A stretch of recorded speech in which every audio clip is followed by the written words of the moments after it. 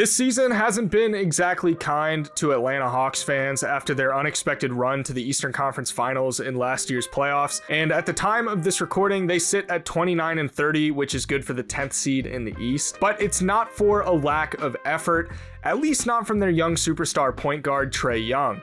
Trae has been having the best season of his entire career, operating as a versatile 3-level scorer, while simultaneously being in the conversation for the best playmaker in the entire NBA.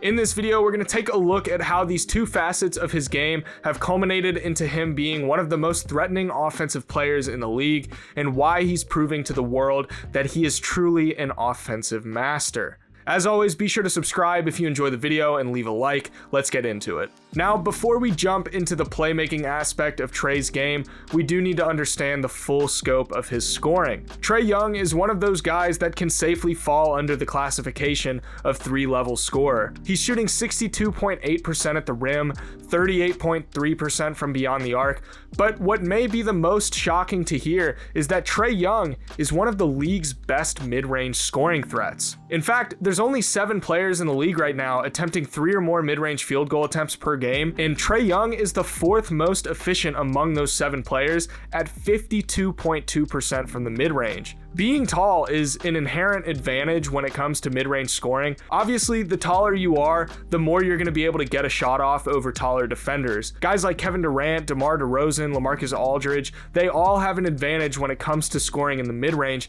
because they have height at their disposal. So when Trae Young is on par with their efficiency and volume, despite standing at only 6'1", it's certainly worth noticing. He benefits in the mid-range a ton because when big men play drop coverage on him off of screens, he's able to just stop and pop and knock down the shot from inside the arc. For most players, this isn't a shot that they can hit consistently. For Trae, he's hitting it on a consistent basis, so it is a good shot. When you pair this with his finishing ability, which is among the best in the league for guards at 62.8%, you get a really versatile threat inside the arc that can hurt you in so many different ways. He's an unbelievably good ball handler, and considering how quick he is with the ball in his hands, it creates a nightmare for defenses trying to guess when he's going to put the shot up.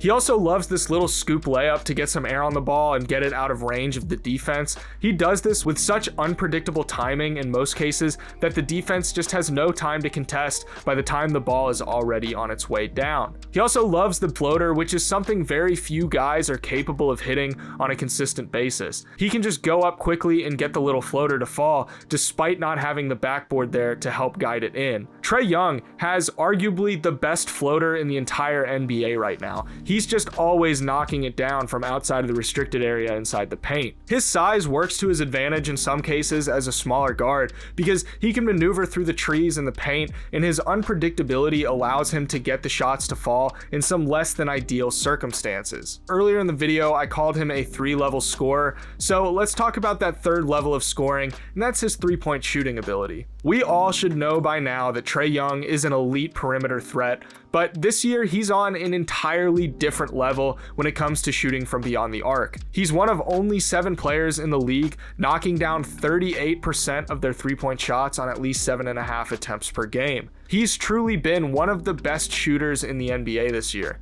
What sets him apart from a lot of other 3-point threats is his 3-point shot creation ability. There are a lot of good 3-point shooters in the NBA right now, but none of them hold a candle to Trae Young in regards to the actual creation of a 3-point shot. According to Basketball Index, these are the top 10 shooters in the NBA using their 3-point shot making and creation statistics. As you can see, not only is he among the best at actually making the shot, but he is the best at creating the 3-point shot. He's doing this while having a really difficult shot diet. He's the 2nd highest in the NBA in pull-up 3-point attempts per game, behind only Steph Curry.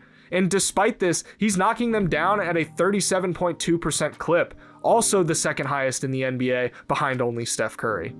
He's attempting 3-point shots from the highest average distance in the league at 27.3 feet. It's unbelievable for somebody to be able to knock down shots like this on such a consistent basis from such ridiculous spots on the court.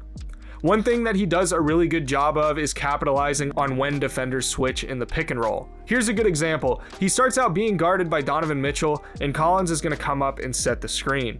Royce O'Neal knows to switch onto Trae, but he just leaves him way too much space as Donovan Mitchell goes with Collins to protect the roll, and Trae is just able to get into his shot without any real coverage, and he knocks it down. Trae Young isn't just a player that you have to guard at the perimeter. He's a player that you have to go out past the perimeter to guard. Like in this play, he comes off a screen, and for most guys, you might be able to get away with being this far away from a shooter coming off of a screen because most guys aren't going to be pulling up from 30 feet out. But with Trae, you actually need to come out past the arc in order to have a good shot at preventing the three-pointer. So he just pulls up and he drains it. So all of this scoring alone makes for an almost unstoppable offensive weapon. But then you add his playmaking to the mix and you take things to the next level. Trae Young is in the mix for the title of best playmaker in the NBA right now, and that's really not an exaggeration. Any way you spin it, you can't look at what he does on the court and what he puts up in the stat sheet without having to acknowledge that he's a truly gifted playmaker. He's legitimately one of the best pick and roll ball handlers in the entire NBA. Him and John Collins have such a great connection in the pick and roll, and there's a very clear chemistry between the two when they're operating in the two-man game. Trae knows when to keep pushing the paint and when to find Collins early, and Collins always does a good job of popping out to the perimeter when the defense is actively preparing for the roll. The same thing goes for Capella, minus the popping. Trae always knows where to put the ball, whether it's on lobs or bounce passes through traffic, to ensure that the recipient has a realistic chance at converting it to points. His processing speed is insane, as we can see in this play. He's being guarded by Bradley, and Monk comes off of Huerter to double him, potentially expecting a three-point shot. Huerter had begun making the cut the second Monk sagged off of him to switch onto Trae, and Trae immediately picks up on what's going on, and he puts the ball right on the money for Huerter to get the shot off. I talked earlier about how Trae Young's scoring ability creates a ton of problems for defenses. He's so gifted at scoring and getting whatever shot he wants that there are times the defense spends more time thinking about him than they do their man or their matchup. We see that unfold here. The Timberwolves have Cat and Edwards pulled up towards the top of the key, and they have Beverly guarding the entry pass to Collins. Everybody on defense is watching Trae to see what he's going to do instead of their matchup. Trae starts to drive a bit, and you can see the defense is going to tense up and flex inwards, and by the time he pulls back, Hunter is wide open in the corner, and Trae just whips it over to him for the wide open shot. I know it's become somewhat cliche and meme-worthy to talk about scoring gravity, and it's a concept that's been beaten to death at this point, but Trae Young really does have a ton of scoring gravity. A lot of his assists are the direct result of defenses overcompensating for the threat of his scoring. This playmaking, paired with his scoring, makes him responsible for a ridiculous number of his team's points this year. Among the top 10 players in assists per game right now, he's responsible for the most total points in the NBA with 51.1. That's a ridiculous amount of offense for a player to be generating. Considering their offensive rating of 115 points per 100 possessions, he's responsible for 44% of those points, which is crazy. He's basically their entire offense. He's the wheel in the grease that keeps everything moving, and he does it at an elite level. It's not an exaggeration at all to say that Trae is the best offensive engine in the NBA. He is the definition of instant offense, and with his versatile offensive arsenal, he can do whatever you need him to do. In terms of on-ball playmakers, it's really just between him and Luka as far as who the best is. Out of the whole league, the only people I personally can see an argument for being the best overall playmakers are Trae, Luka, and Jokic.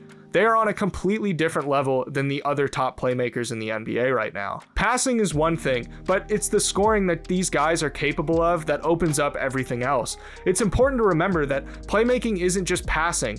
Your scoring plays a massive role in your playmaking ability too. Trae Young is a truly generational playmaker, and the season he's having is on another level in the already amazing progression that we've seen from him so far. All of these things that I've mentioned in this video culminate into a true offensive mastermind. So what do you think of the season that Trae Young is having? Do you think that the Hawks are going to make the playoffs? Be sure to let me know in the comments below. If you're new to the channel, please consider hitting that subscribe button and leaving a like on the video. We're less than 1,000 subscribers away from 10K, which is mind-blowing. So be sure to join the community and hit that subscribe button. Thank you guys so much for watching, and I will see you in the next one.